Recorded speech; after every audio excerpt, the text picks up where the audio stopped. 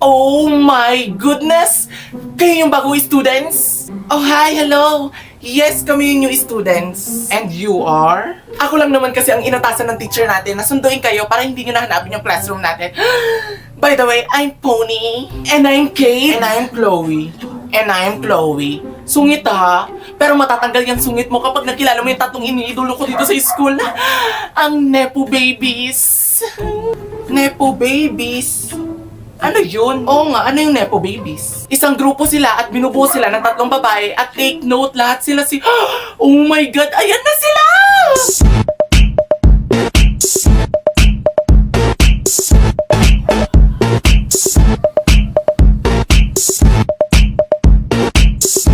Hi! Ang gaganda nyo!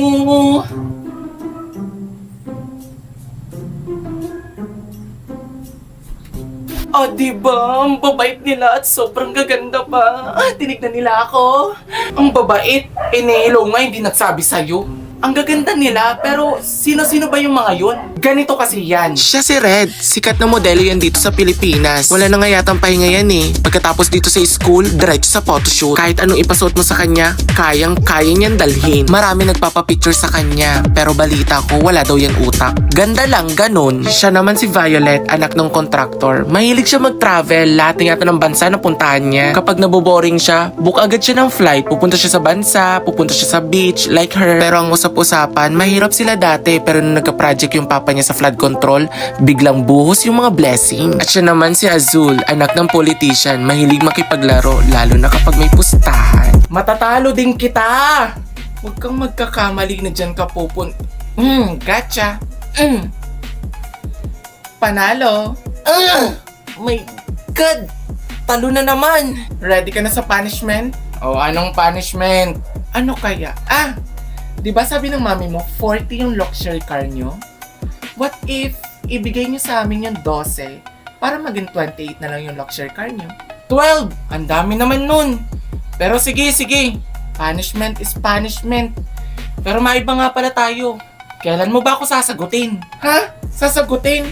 Hindi ako nagjojowa ng tomboy. Tsaka kung magiging magjowa tayo, nakaka-offend.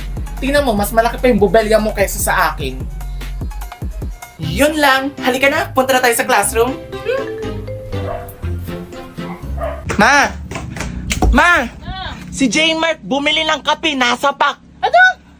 Bakit pinabayaan mo? Bumili nga ng kape, nasa Diyos pack. Mia, wala pati dito si Papa mo. Nakita mo na palang nasa pack. Pinabayaan pa, may tindahan naman tayo dyan. Bumili nga, sinabi ko nga, bumili ng kape, nasa pack. Ay, Diyos Mia, Nandun sa kalabas. Samahan mo ako dali na. Kunyiwan Ayun, ka. nasa pack, ma. Nasaan na? Ito, pinapabili mong kape. Ay, putakas ka talaga. O, sabi mo naman nasa pack. Ikaw, nasa pack. Ayan nga, nasa pack baga. Nasa pack. Ay, chika.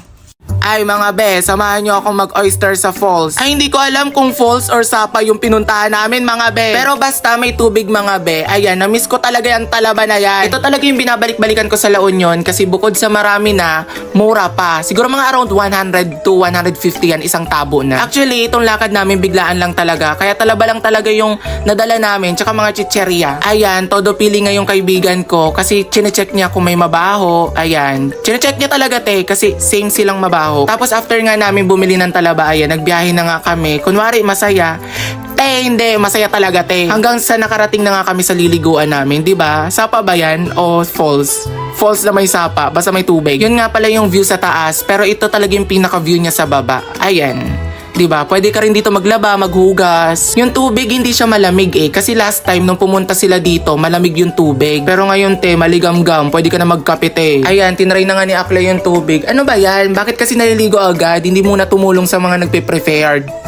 Prepared F, isa pa tong isa, nakikisali din. Dapat ako lang muna yung naliligo Pero that time talaga mga te, enjoy na enjoy ko talaga yan te. Ayan nga pala yung nabili namin talaba. Madami na yan be, sa halagang 100 to 150 pesos. Tapos yung kasama ko habang nagbubukas, hindi ko na talaga mapigilan ting kumain te. Alam mo naman, pag mga patay gutom, hindi mapaghintay na i-prepared lahat. Pero solid naman kasi talaga yung lasa. Hanggang ngayon naglalaway pa rin ako te. Tapos yung gawa pa ng suka be, sobrang sarap be. Oo, malansa siya, pero ang gagawin nyo kasi guys, paliguan nyo muna yung oyster ng suka para matanggal yung lansa niya. Tapos yan nga, kanya-kanya na kaming tikim, nakikigaya. Dapat nga sa akin lang yan lahat eh. Pero itong kasama ko, hindi talaga siya nag-oyster. Nagtikim lang talaga siya. Ewan ko kung nagustuhan niya. And ito, nagtry na rin siya kumain ng talaba. Hi sa'yo. Pero talaga, no, kung hindi talaga biglaan at saka nasa plano lahat itong lakad namin, siguro nagdala pa kami ng bangus, lechon, tapos, yung mga masasarap, king crab, lobster, ang arte mo, te. Ito nga pala yung bestie ko. Yan yung taga-bukas namin ng oyster kasi siya lang yung marunong. Pero tinuruan din kami kung paano magbukas ng oyster, te. Pero kasi delikado rin talaga magbukas ng oyster kasi nakakasugat talaga siya. Tapos, alam mo yun, yung dalawa doon nagpe-prepare, tapos yung isa dyan, pahayay-hayay lang, kala mo mayaman. Sa sobrang sama ng ugali, nang wisik pa ng tubig sa kasama niya, di man lang naawa. Pero sa totoo lang, siguro masarap dito mag-ihaw-ihaw. Soon, gagawin namin yan. Diyos ko, update ko kayo. Tapos ayan, kain ulit ng talaba, tapos kwentuhan. Ay be, siguro masarap din to kapag may kanin. Next time mga be, dapat kompleto na kami dito mga be. Actually mga be, hindi pa naman kami kompleto dyan eh. Konti pa yan. Siguro kapag kompleto lahat ng mga barkada, punong-puno yan te, isang barangay. Keme! Wala kaming ibang makain dyan mga be, kaya yan, puro talaba lang talaga kami. Pati yung utak namin, siguro puro talaba na din. Tapos inaya ko nga yung kaibigan ko sa baba. Ganyan yung itsura niya sa baba. Mini falls, pwede rin yung mga bata dito, pero careful lang kasi baka madulas kayo. Hindi talaga kami papaawat sa talabate kasi syempre ito lang yung dala namin. Tsaka kailangan namin tong ubusin. Sayang mga be. Sobrang sarap talaga ng suka dyan mga be. Ayan, tinatry niya magbukas ng talaba. Pero mahirap talaga lalo na't kapag hindi ka marunong. Pero may gusto akong talaba na tikman eh. Yung malaki at saka yung mataba. Ay, grabe. Ang mga utak nyo ah. Hindi sa totoo lang, may ganun talagang talaba. Parang sa Korea yata or sa Japan yun nakukuha. Or sa China. Basta, te, ine-enjoy ko na lang yung tubig kasi sobrang sarap maligo, mga be. Tapos itong friend ko, may pa-subtitle. And yun na yun. Tapos na, kailangan na naming umuwi. Baka maabutan ng dilim. Pero syempre, kung pupunta kayo dito, kung ano yung magiging kalat nyo, te, ligpitin nyo. Yun lang guys, sa susunod na lang uli. Uulan na kasi, baka mabasa kami. Bye-bye!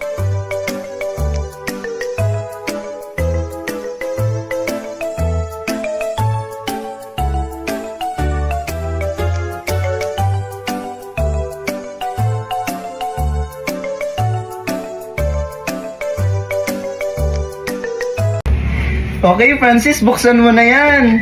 Wow! I have one cookie! Yay! O, ikaw naman. Okay, open na po yung Ikaw, kay tita. Wow! You have two cookies! O, siya naman, siya Ako naman. naman. Ay! Wala siyang cookie. Anong gagawin mo? Ay, Wala one siyang cookie. Dalawa nga yung sa'yo eh. Oh, edi bigay mo sa kanya yung isa. Baka naman yung walang cookie. Francis, wala akong cookies. Napapano ba Aray kayo? Napapano kayo? Para kayong mga isip bata. Hindi. Dalawa nga yung cookie mo. Tapos binigay mo yung akin. Ako na yung walang Wala ka talagang cookie kasi bakla ka, tama. Hindi. Ang bad mo naman. Ay, wala nga Tita, share yung cookie po kay Francis. O, dalawa nga sa'yo. I-share mo po yung cookies Oo mo. nga. Anong pinag-aanoan ninyo? Hindi ko maintindihan. Wala po siyang cookies, tita. Hindi, kasi dalawa yung cookies mo. Tapos ako may one cookie. Nilagay mo sa Opo. kanya. Ako naman ang walang Share mo yung cookie, Hindi ko tita. maintindihan yung inaano yung... Ano na, mababaliw na ba kayong dalawa? Hindi po, tita. Francis is Ang wala po naman siyang ng baby cookie. natin. Wala siyang cookie. Ako walang cookie. Anong gagawin mo? O, edisan nyo na itong cookie. Bahala ko dyan sa buhay ng mga lintek kayo.